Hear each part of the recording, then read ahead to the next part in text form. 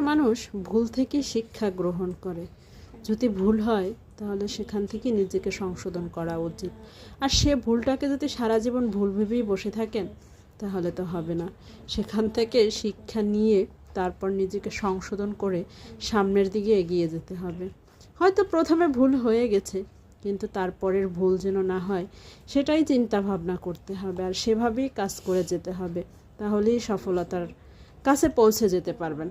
আর যদি সেটা না করেন তাহলে সারা জীবন তো ভুল করেই যাবেন। তাই নিজেকে আগে সংশোধন করুন।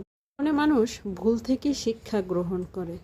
যদি ভুল হয় তাহলে সেখান থেকে নিজেকে সংশোধন করা উচিত। আর সে ভুলটাকে যদি সারা জীবন ভুল ভেবেই বসে থাকেন তাহলে তো হবে না।